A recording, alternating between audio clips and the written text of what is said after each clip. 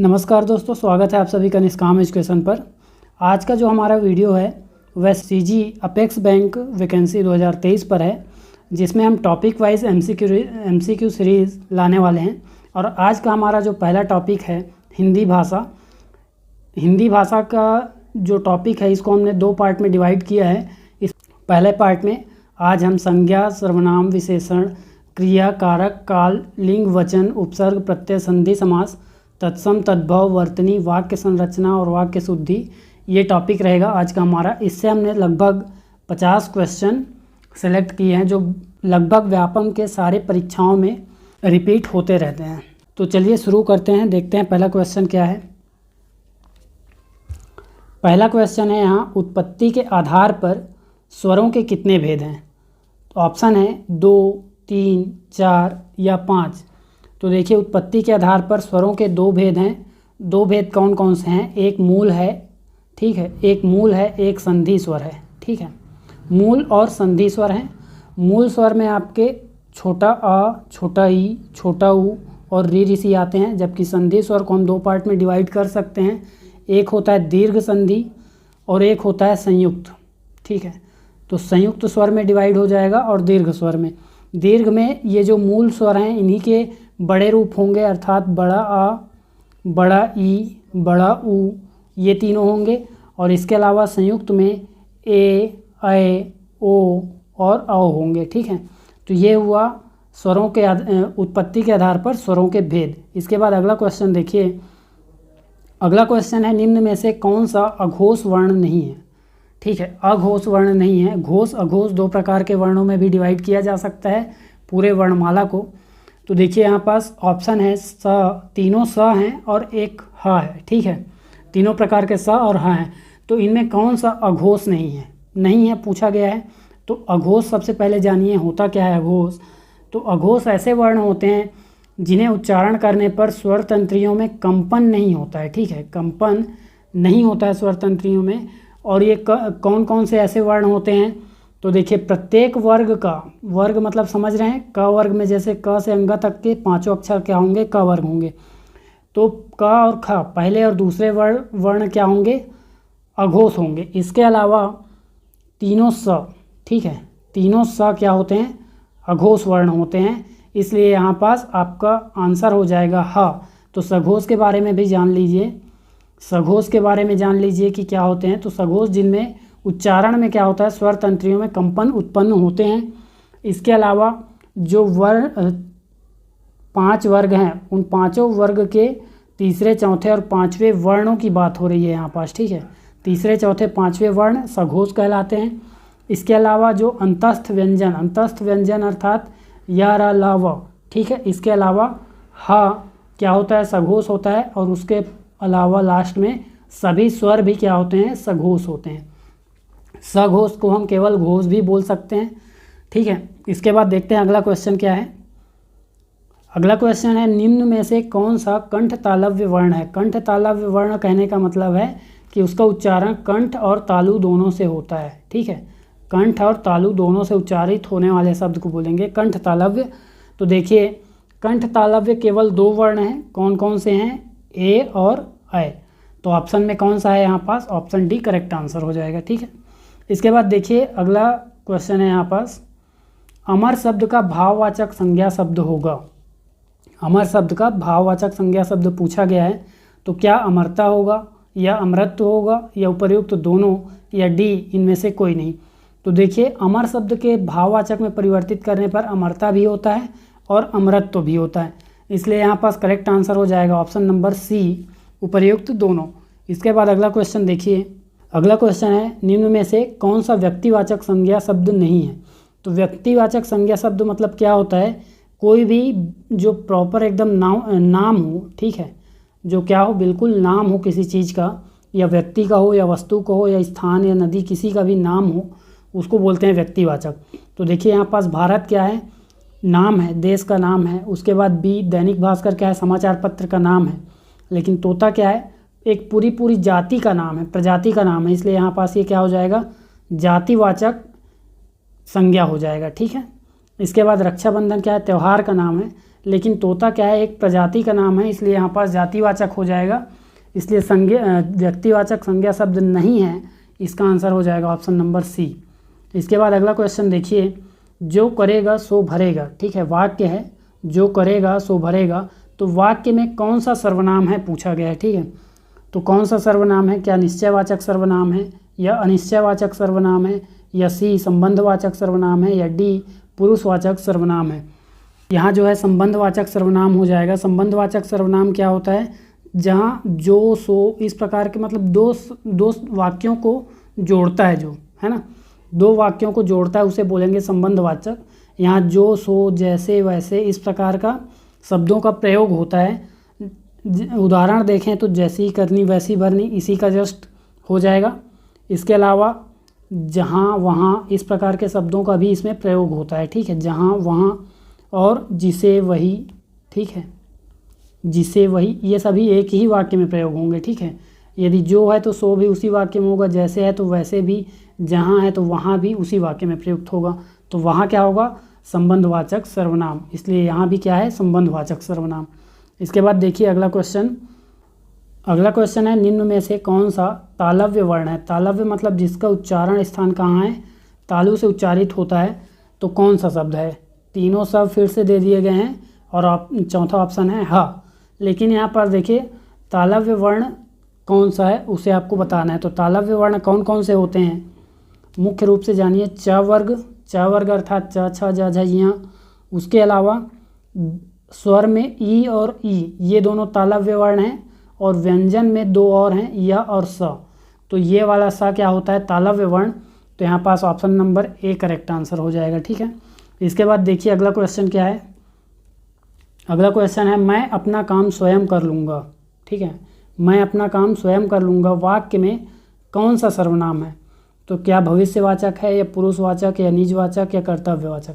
तो देखिए जब भी अपना, स्वयं, खुद,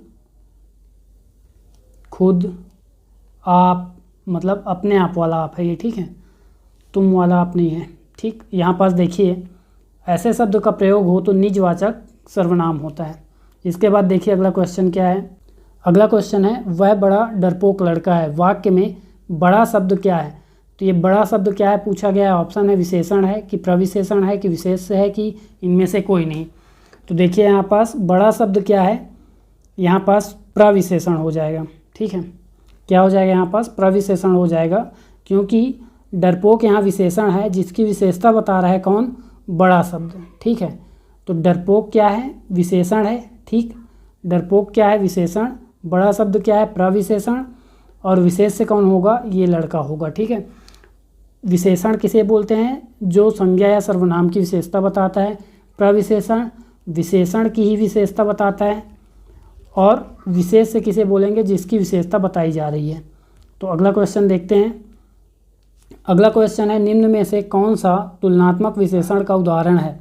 तो ऑप्शन ए दिया गया है, राम श्याम से बहादुर है, बी दिया है वह सुंदर है, या सी यह सबसे मजबूत कुर्सी है, या डी इनमें से कोई नहीं। तो देखिए यहाँ पास राम श्याम से सुंदर बहादुर है, इस वाक्य में क्या है, दो व्यक्तियों के बीच तुलना है। वह सुंदर है, इस वाक्य में मूल अवस्था में क्या कर दिया गया है, तुलना कर दिया गया है। जबकि सी में यहाँ भी कुर्सी की तुलना सबसे श्रेष्ठ कर दिया गया है। इसका मतलब ये आपका इंग्लिश में बोला जाए तो सुपरलेटिव डिग्री में आ जाएगा। तो ये इस प्रकार से यहाँ पास तीनों ही वाक्य तुलनात्मक हैं, इसलिए option number D correct answer हो जाएगा। तो देखिए यहाँ पास यदि क्वेश्चन में एक सुधार कर लेंगे कि निम्न में से कौन सा तुलनात्मक विशेषण का उदाहरण नहीं है, यदि क्वेश्चन होगा तो ऑप्शन नंबर डी आपका करेक्ट आंसर हो जाएगा। अन्यथा ये तीनों ही क्या हैं, तुलनात्मक विशेषण के उदाहरण हैं। इसके बाद अगला क्वेश्चन देखिए, वह खाना खाने के बाद सोने के लिए चला गया। क्वेश्चन है, वह खाना खाने के बाद सोने के लिए चला गया, वाक्य में कौन सी क्रिया है। तो कौन सी क्रिया है, क्या सकर्मक है या अकर्मक है या द्विकर्मक है या पूर्णकालिक है। तो देखिए सकर्मक क्या होता है, जिसमें कर्म उपस्थित हो। अकर्मक क्या होता है, जिसमें कर्म उपस्थित ना हो। द्विकर्मक क्या होता है, जिसमें दो कर्म हो। और पूर्णकालिक क्या होता है, जब हम एक कार्य को समाप्त करके, एक कार्य पूर्ण हो चुका है उसके बाद दूसरा कार्य प्रारंभ करने चले जाते हैं। तो यहाँ क्या है, व्यक्ति खाना का कार्य पूर्ण कर लिया, उसके बाद सोने की क्रिया प्रारंभ कर रहा है, तो यहाँ पास आपका option number D correct answer हो जाएगा, पूर्णकालिक क्रिया। इसके बाद अगला क्वेश्चन देखिए। अगला क्वेश्चन है वह आते जाते रहता है। ठीक है, वह आते जाते रहता है वाक्य में कौन सी क्रिया है? क्या सकर्मक है या कर्मक या द्विकर्मक या संयुक्त? तो देखिए यहाँ पास जब कोई क्रिया दो क्रियाओं के संयोग से मिलकर बनती है तो वहाँ पास कौन सी क्रिया होती है? संयुक्त क्रिया होती है। और यहाँ भी कुछ ऐसा ही है, आना जाना दोनों क्रियाएं एक हो गई हैं मिलकर, तो यहाँ पास संयुक्त क्रिया बन जाएगी, अर्थात option number D correct answer हो जाएगा। इसके बाद देखिए अगला क्वेश्चन क्या है, वह सरपट भागा। ठीक है, वाक्य दिया गया है वह सरपट भागा, वाक्य में कौन सा क्रिया विशेषण है? तो क्या स्थानवाचक है या कालवाचक या परिमाणवाचक या रीतिवाचक? ठीक है, तो यहाँ देखिए वह सरपट भागा, इस प्रकार जब भी इस प्रकार का क्वेश्चन हो या वाक्य दिया गया हो, यदि आपको कैसे शब्द का उत्तर मिल रहा हो उसमें, जैसे वह कैसे भागा, तो वह कैसे भागा इसका उत्तर हमें क्या मिलेगा? वह सरपट भागा। ठीक, इसका उत्तर मिल रहा है अर्थात कैसे शब्द का उत्तर मिल रहा है, तब वहाँ पास रीतिवाचक क्रिया विशेषण होता है, अर्थात ऑप्शन डी आपका करेक्ट आंसर हो जाएगा। फिर देखिए अगला क्वेश्चन क्या है, वह करीब 5 वर्ष पुराना है। देखिए 50 क्वेश्चन है इसमें, और इसमें जो भी सिलेक्टेड क्वेश्चन है लगभग पूरे हिंदी व्याकरण के। यदि आप टॉपिक वाइज चाहते हैं कि प्रत्येक टॉपिक का आपको विस्तृत रूप से एमसीक्यू करना चाहते हैं तो आप चैनल पर जाकर देख सकते हैं। ठीक है, इसके बाद देखिए क्वेश्चन है, वह करीब 5 वर्ष पुराना है, वाक्य में करीब शब्द कौन सा अव्यय है? क्या संबंध बोधक है या निपात है या क्रिया विशेषण है या विस्मयादि बोधक है? तो देखिए यहाँ पास निपात क्या होता है? सहायक शब्द होता है। ठीक है, निपात सहायक शब्द होता है और भावार्थ प्रदान करने में प्रयुक्त होता है।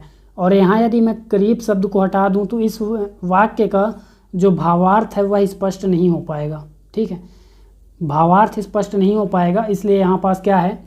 निपात अव्यय है। इसके बाद अगला क्वेश्चन देखते हैं, गांव का नाम लखनपुर है, वाक्य में कौन सा कारक है? गांव का नाम लखनपुर है, इसमें कौन सा कारक है पूछा गया है। ठीक है, ध्यान देंगे, कारक पूछा गया, क्या कर्ता कारक है या करण या अपादान या संबंध कारक है? तो देखिए यहाँ पास क्या हो जाएगा? संबंध कारक होगा इसका करेक्ट आंसर, क्योंकि जब भी का, के, की ये क्या है? संबंध कारक के कारक हैं, तो यहाँ पास का, के, की प्रयुक्त हुआ है गांव का नाम। ठीक है, इसलिए यहाँ पास संबंध कारक है। इसके अलावा देखिए अपादान कारक क्या होता है? जब से का प्रयोग हो, और से भी किस अर्थ में होगा? अलग होने की क्रिया में। इसके अलावा करण कारक, इसमें भी से का प्रयुक्त होता है और के द्वारा। ठीक है, ये दो विभक्तियाँ प्रयुक्त होते हैं जो कि यहाँ संयुक्त क्रिया को दर्शाता है। तो ये वाला से जो है अलग होने की क्रिया को दर्शाएगा, ये से वाक्य में उपस्थित रहेगा। इसके बाद कर्ता कारक क्या है? जहाँ कर्ता उपस्थित हो, इसमें ने विभक्ति का प्रयोग होता है। इसके बाद देखते हैं अगला क्वेश्चन, रेलगाड़ी पटरी से उतर गई, वाक्य में कौन सा कारक है? क्या करण कारक है या संप्रदान कारक या अपादान कारक या डी इनमें से कोई नहीं? यहाँ देखिए से का प्रयुक्त हुआ है, से विभक्ति है, लेकिन उतर गई इसका मतलब अलग होने की क्रिया है, तो यहाँ पास अपादान कारक होगा। इसके बाद अगला क्वेश्चन देखिए, वह अभी पढ़कर आया है। ठीक है, वाक्य दिया गया है, अब वह अभी पढ़कर आया है, इस वाक्य में कौन सा काल है? तो क्या पूर्ण वर्तमान काल है या संभाव्य वर्तमान काल, पूर्ण भूतकाल या आसन्न भूतकाल? तो देखिए वह पढ़कर आया है, इसका मतलब पढ़ चुका है वह, है ना? पढ़ने की क्रिया जो है उसकी पूर्ण हो गई है, अब आ चुका है वह। तो यहाँ पास दो क्रियाएं या फिर कोई ऐसी क्रिया जो हाल ही में उसने की हो, कर्ता ने कोई भी क्रिया यदि हाल ही में की है तो वहाँ पास क्या होता है? आसन्न भूतकाल होता है। वाक्य के अंत में है जरूर है, लेकिन यहाँ पास आसन्न भूतकाल होगा। क्यों? क्योंकि यहाँ पास हाल ही की क्रिया का बोध हो रहा है, हाल ही में पूर्ण हुई क्रिया का बोध हो रहा है। ठीक है, इसके बाद अगला क्वेश्चन देखिए, क्वेश्चन है वह अभी पढ़ता होगा। ठीक है, वह अभी पढ़ता होगा, वाक्य में कौन सा वर्तमान काल है? क्या संभाव्य वर्तमान काल है या संदिग्ध वर्तमान काल या तात्कालिक वर्तमान काल या डी इनमें से कोई नहीं? तो देखिए यहाँ पास इसका करेक्ट आंसर हो जाएगा संदिग्ध वर्तमान काल, क्योंकि यहाँ पास पूर्ण रूप से संदेह है कि यह क्रिया हो रही होगी, है ना। क्रिया के जब संदेह हो, क्रिया के होने के संबंध में संदेह हो तो संदिग्ध वर्तमान काल होता है। जबकि संभाव्य वर्तमान कब होगा? जब संभावना हो। यदि हमारा वाक्य होता कि वह अभी पढ़ता ही होगा, ठीक है, वह अभी पढ़ता ही होगा, इस प्रकार की यदि हम संभावना दर्शाते तो वहाँ पास संभाव्य वर्तमान होता। लेकिन यहाँ पास बोला गया है कि वह अभी पढ़ता होगा, मतलब संदेह है, इसलिए यहाँ पास क्या हो जाएगा? संदिग्ध वर्तमान काल हो जाएगा। इसके बाद अगला क्वेश्चन देखते हैं। अगला है वह आए तो मैं उससे मिलने जाऊँ। वाक्य दिया है वह आए तो मैं उससे मिलने जाऊँ। इस वाक्य में कौन सा भविष्यकाल है?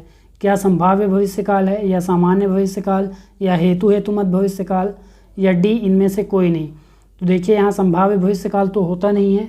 इसके अलावा सामान्य भविष्यकाल में ये होगा नहीं, तो ये दोनों ऑप्शन कैंसिल हो गए।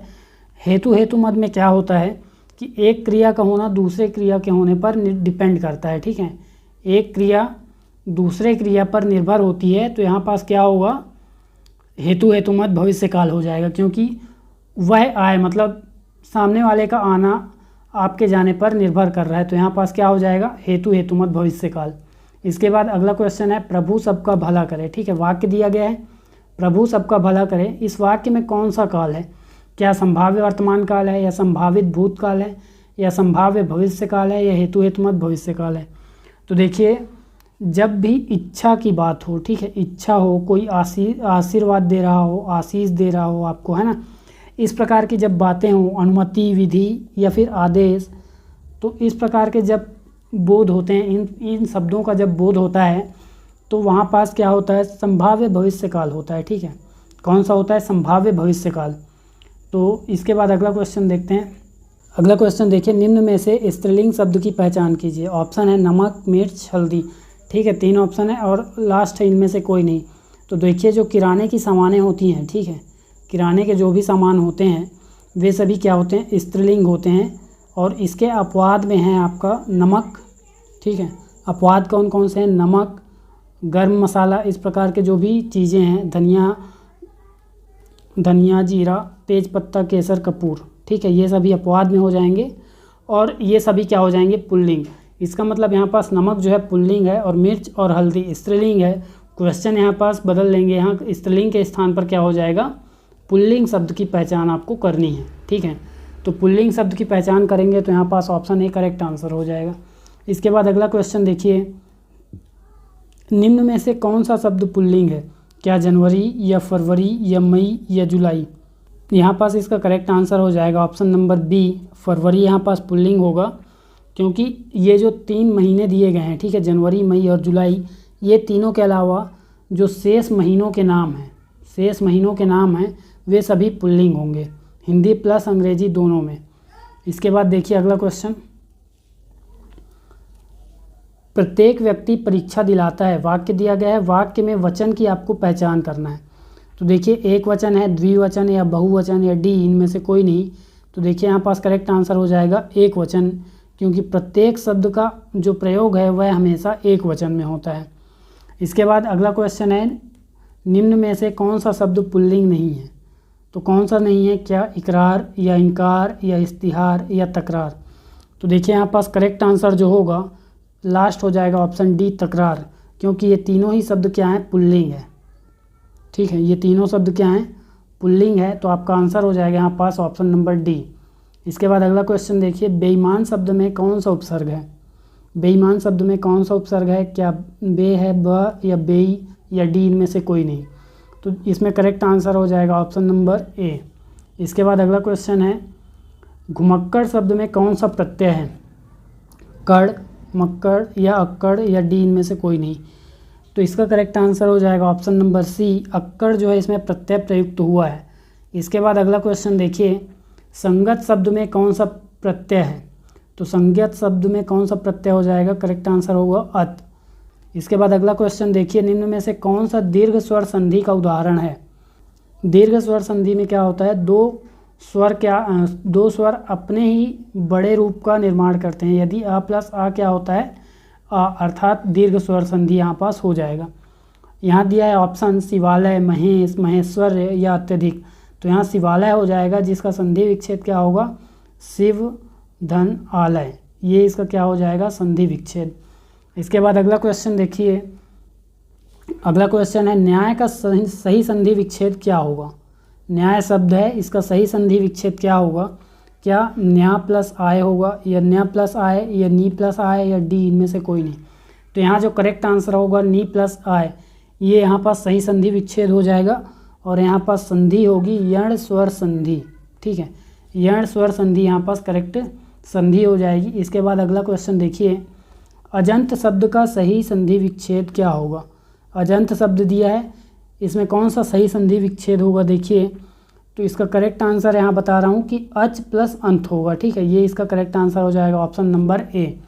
च के नीचे क्या है, हलंत है, अच, ठीक, और उसके बाद अंत, ये इसका करेक्ट आंसर हो गया। इसके बाद अगला क्वेश्चन देखते हैं, निराशा शब्द का सही संधि विच्छेद क्या होगा। निराशा शब्द है, इसमें सही संधि विच्छेद आपको पहचानना है, कौन सा होगा, क्या नी प्लस रासा, या नी प्लस रासा, या नी प्लस आशा, या निर प्लस आशा। तो देखिए यहाँ पास करेक्ट आंसर जो होगा नी प्लस आशा हो जाएगा, option number C correct answer हो जाएगा, नी प्लस आशा, निराशा होगा, ठीक है। इसके बाद अगला क्वेश्चन देखिए, समास के कितने भेद हैं। ऑप्शन है ए 3, बी 4, या सी 5, या डी 6। तो कितने भेद होते हैं समास के, तो 6 भेद होते हैं। कौन कौन से, अव्ययी भाव होता है, ठीक है, अव्ययी भाव, तत्पुरुष होता है, तत्पुरुष, कर्मधारय, ठीक है, कर्मधारय, इसके अलावा द्विगु, द्वंद्व, द्वंद्व होता है, ठीक है, द्वंद्व, और बहुब्रीहि, ये 6 प्रकार के जो है समास होते हैं। तो ये हुए। इसके बाद अगला क्वेश्चन देखिए, नीलकंठ किस समास का उदाहरण है। तो क्या तत्पुरुष का है, या अव्ययी भाव, या कर्मधारय, या द्वंद्व। देखिए यदि यहाँ बहुब्रीहि समास होता तो नीलकंठ शंकर भगवान के लिए प्रयुक्त हो रहा है तो ये बहुब्रीहि समास हो जाता, लेकिन ऑप्शन में बहुब्रीहि समास नहीं है, तो यहाँ पास करेक्ट आंसर हो जाएगा कर्मधारय समास, क्योंकि कर्मधारय समास में फर्स्ट पद और सेकंड पद, ये दोनों ही पद, जो प्रथम पद है और द्वितीय पद है, इनमें क्या होता है, प्रथम पद विशेषण होता है, दूसरा पद विशेष से होता है, अर्थात दूसरे पद की विशेषता पहले पद में बताई जा रही हो तो वहाँ कर्मधारय समास होता है। यहाँ देखिए कंठ की विशेषता बता रहे हैं कि वह नीला है, तो ये क्या हो जाएगा, द्वितीय शब्द क्या हो जाएगा, विशेष से हो जाएगा, जबकि प्रथम पद विशेषण हो जाएगा, इसलिए यहाँ पास कर्मधारय समास हो गया, ठीक है। इसके बाद अगला क्वेश्चन देखिए, नीलकंठ किस समास का उदाहरण है। नीलकंठ समास, पुनः क्वेश्चन रिपीट हुआ है और ऑप्शन आपके क्या हैं, तत्पुरुष, अव्ययी भाव, कर्मधारय, बहुब्रीहि। जैसा मैंने बताया कि यदि ऑप्शन में बहुब्रीहि है तो सबसे करेक्ट आंसर होगा बहुब्रीहि समास, ठीक है। इसके बाद अगला क्वेश्चन देखते हैं, अष्ट धातु शब्द में कौन सा समास है। द्वंद्व है, द्विगु है, या कर्मधारय है, या तत्पुरुष है। तो अष्ट धातु शब्द में क्या हुआ है, अष्ट अर्थात संख्यावाची शब्द का प्रयोग हुआ है, इसका मतलब ये क्या हो जाएगा, द्विगु समास में आ जाएगा। इसके बाद अगला क्वेश्चन देखिए, केला का तत्सम क्या होगा। केला शब्द है, इसमें इसका तत्सम क्या होगा। ऑप्शन देखिए इसमें कौन सा करेक्ट होगा, तो यहाँ ऑप्शन के हिसाब से करेक्ट हो जाएगा कदली, ठीक है, कदली केला का तत्सम रूप है। इसके बाद अगला क्वेश्चन देखिए, निम्न में से कौन सा तद्भव शब्द है। कौन सा तद्भव शब्द है, तद्भव शब्द की पहचान करनी है, क्या कमल है, या कबूतर, या गमन, या इनमें से कोई नहीं। तो कमल जो है यहाँ पास क्या हो जाएगा, तत्सम शब्द हो जाएगा कमल, इसका तद्भव होता है कमल, ठीक है, कमल इसका तद्भव होता है, कमल क्या है, तत्सम शब्द है। इसके अलावा कबूतर जो है यहाँ पास आपका तद्भव हो जाएगा, अर्थात ऑप्शन नंबर बी यहाँ करेक्ट आंसर हो रहा है। गमन भी तत्सम है, इसका जो तद्भव होता है उसको बोलते हैं गौना, ठीक है, गौना क्या है, गमन का तद्भव रूप है। इसके बाद अगला क्वेश्चन देखिए, निम्न में से कौन सा एक तत्सम है। क्या नेवला तत्सम है, या नकुल तत्सम है, या दूध, या दिवाली। तो देखिए दिवाली का तत्सम होता है दीपावली, ठीक है, दीपावली क्या है, तत्सम है, और दिवाली क्या है, तद्भव है। दूध क्या है, तद्भव है, जबकि इसका तत्सम होता है दुग्ध। इसके अलावा नकुल जो है आपका तत्सम शब्द हो जाएगा, अर्थात ऑप्शन बी करेक्ट आंसर है। और ये नकुल का ही तद्भव शब्द होता है नेवला। तो इस प्रकार ऑप्शन बी करेक्ट हुआ यहाँ पास। इसके बाद अगला क्वेश्चन देखिए, वर्तनी की दृष्टि से शुद्ध शब्द कौन सा है। देखिए अलग अलग प्रकार से यहाँ पास शब्द लिखे गए हैं, किसमें आपको मात्रा की अशुद्धि नज़र आ रही है आपको कमेंट करना है। तो यहाँ देखिए आंसर बता रहा हूँ इसका, वर्तनी की दृष्टि से जो शुद्ध शब्द होगा ऑप्शन नंबर बी हो जाएगा उषा। ठीक है, उषा इस प्रकार से नहीं लिखा था और ना ही उष्मा इस प्रकार से लिखते हैं। तो उष्मा होता है इस प्रकार से, बड़ा ऊ होता है, ठीक है, और बाकी सही है। इसमें ऊर्जा में भी बड़ा ऊ का प्रयोग होता है, लेकिन उषा में छोटे ऊ का प्रयोग किया जाता है। इसके बाद देखिए अगला क्वेश्चन, वर्तनी की दृष्टि से शुद्ध शब्द का चयन कीजिए। क्या निषिद्ध, निषिद्ध को किस प्रकार से लिखेंगे, पहचानिए इनमें से। आप ध्यान देंगे तो यहाँ पास निषिद्ध शब्द इस प्रकार से लिखते हैं, षटकोण के सा का प्रयोग होता है इसमें।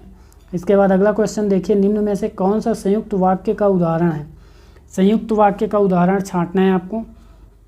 ऑप्शन है मेरे गुरुजी कुर्सी पर बैठे हैं, बिल्कुल ये सरल वाक्य है। मेरे गुरुजी वे हैं जो कुर्सी पर बैठे हैं। और उसके बाद सी है मेरे गुरुजी हैं और कुर्सी पर बैठे हैं। तो इसमें दो वाक्यों को जोड़ा गया है, अर्थात यही क्या हो जाएगा, संयुक्त वाक्य। और मेरे गुरुजी वे हैं जो कुर्सी पर बैठे हैं, ये यहाँ पास क्या हो जाएगा, मिश्र वाक्य हो जाएगा। इसके बाद अगला क्वेश्चन देखिए, निम्न में से कौन सा वाक्य रचना की दृष्टि से शुद्ध है। तो कौन सा हो जाएगा, खेत पर क्या बोया है। तो देखिए यहाँ पास खेत में क्या बोया है होता तो ये वाक्य क्या हो जाता, शुद्ध हो जाता। पर के स्थान पे यहाँ क्या आएगा, में आएगा। चारों लड़कों का नाम बताओ, चारों लड़कों के नाम बताओ यदि होता यहाँ पास, तो ये वाक्य भी शुद्ध होता। उसने 4-5 जलेबियाँ खाई, तो ये वाक्य बिल्कुल सही है। तो ऑप्शन सी आपका करेक्ट आंसर हो जाएगा। इसके बाद अगला क्वेश्चन देखिए, पाप बढ़ती है तो वर्षा नहीं होता। ठीक है, पाप बढ़ती है तो वर्षा नहीं होता। वाक्य के शुद्ध रूप का आपको चयन करना है। ये वाक्य पूर्णतः अशुद्ध लिखा गया है, ठीक है, इसको आपको शुद्ध रूप का चयन करना है। क्या देखिए इसमें कौन कौन से वाक्य सही हो सकते हैं, कौन सा वाक्य आपको सही लग रहा है। तो पाप बढ़ती है तो वर्षा नहीं होती, तो वर्षा नहीं होती ये सही है, लेकिन पाप बढ़ती है ऐसा नहीं होता। पाप बढ़ता है तो वर्षा नहीं होती, इस प्रकार से होगा।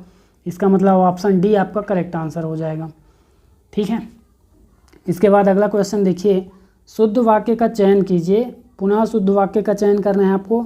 मैंने भगवत गीता पढ़ी है, बिल्कुल शुद्ध वाक्य है ये। इसके बाद आगे कोई आपको ऑप्शन देखने का आवश्यकता नहीं है। इसके बाद देखिए 1 किलो में कितना ग्राम होता है, इसमें कितना के स्थान पर कितने का प्रयोग होगा, कितने ग्राम होते हैं। ठीक है, इसके बाद अनेकों बार देख चुका हूँ, अनेकों नहीं होता है, अनेक होते हैं। ठीक है, अनेक बार देख चुका हूँ, इस प्रकार होता तो ये वाक्य क्या होता, शुद्ध होता। इसके बाद अगला क्वेश्चन देखिए, नयन शब्द का तत्सम क्या होगा। नयन शब्द का तत्सम क्या होगा, तो क्या नेत्र होगा, नयन होगा, या चक्षु होगा, या अक्षी होगा। तो अक्षी तो आँख के लिए होगा, चक्षु भी आँख के लिए प्रयुक्त होता है। इसमें आपको देखिए नयन के लिए ही जो तत्सम शब्द प्रयुक्त होता है उसको आपको छांटना है। तो नयन के लिए यहाँ पास नयन जो है तत्सम होगा। इसके अलावा नेत्र भी तत्सम है, परंतु इसके लिए ही प्रयुक्त होते हैं ऐसा नहीं है। इसके लिए प्रयुक्त होगा कौन, नयन। ठीक है, जिस प्रकार अक्षी जो है आँख के लिए है, उसी प्रकार नेत्र नयन के लिए है। ठीक है, इसके बाद अगला क्वेश्चन देखिए, वर्तनी की दृष्टि से शुद्ध शब्द का चयन कीजिए। निजी लिखा है, निधि 2 प्रकार से लिखा है और निजी लिखा है, तो इनमें से कौन सा आपको सही है। तो शुद्ध शब्द का चयन करने के लिए आपको देखिए निधि इस प्रकार से सही लिखते हैं, निधि के लिए ये गलत है, और निजी ये गलत है, निजी लिखते हैं इस प्रकार से, बड़ी ई की मात्रा होती है जा में। इसके बाद अगला क्वेश्चन देखिए, एक दैव शब्द में किन वर्णों की संधि हुई है। क्या आ प्लस ई या आ प्लस ई, फिर वही है आ प्लस ए और आ प्लस ए। तो कौन सा शब्द प्रयुक्त होगा, तो देखिए जब आ प्लस ए क्या होगा मिलेंगे तो यहाँ पास ए होता है, ए बनता है। तो इस प्रकार से ये क्या हो जाएगा यहाँ पास आ प्लस ए। और ये मिलके क्या बना है यहाँ पास, एकदा प्लस एव, एकदा प्लस एव की संधि हुई है, एकदा प्लस एव, तो एकदैव बना है। ठीक है, तो यहाँ पास करेक्ट आंसर क्या हो जाएगा इसका, आ प्लस ए, ऑप्शन नंबर सी। इसके बाद अगला क्वेश्चन देखिए, त्र्यंबक शब्द में कौन सा समास है, त्र्यंबक शब्द में कौन सा समास है, कर्मधारय है, बहुब्रीहि या द्विगु या अव्ययी भाव। तो त्र्यंबक में आपको त्र्यंबक का मतलब होता है तीन है अम्बाएँ जिसकी, तीन अम्बाएँ हैं जिसकी, अम्बाएँ मतलब होता है माता, तीन अम्बाएँ हैं जिसकी, तो वह कौन है, तो शंकर, अर्थात क्या होगा, शंकर, अर्थात शंकर भगवान। तो यहाँ पास देखिए बहुब्रीहि दिया है ऑप्शन में, तो करेक्ट आंसर हो जाएगा बहुब्रीहि। इसके बाद देखिए तमाशा किस भाषा का शब्द है, ऑप्शन है अरबी, फारसी, तुर्की या डी अंग्रेजी। तो तमाशा जो है अरबी भाषा का शब्द है, तो ऑप्शन ए करेक्ट आंसर हो गया। इसके बाद देखिए अगला क्वेश्चन, लास्ट क्वेश्चन है इस सेशन का, लास्ट क्वेश्चन, निम्न में से कौन सा देशज शब्द का उदाहरण है। ठीक है, देशज शब्द का उदाहरण पूछा गया है, तो क्या तीर है, तोप, कैंची या हजार। तो देशज शब्द कौन सा है, केवल तीर है इसमें से, तोप, कैंची, हजार ये सभी विदेशज शब्द हैं, जिसमें से तोप और कैंची कौन है, तुर्की हैं, तुर्की शब्द हैं। ठीक है, इसके बाद हजार जो है फारसी शब्द है, हजार क्या है, फारसी शब्द है। इस प्रकार से ये 50 क्वेश्चन का जो सेशन था हिंदी लैंग्वेज का ये पूर्ण हुआ। इसके सेकंड पार्ट में हम रस, छंद, अलंकार और अन्य जो भी शेष रह गए हैं शेष को हम अगले सेशन में देखेंगे। तब तक के लिए धन्यवाद।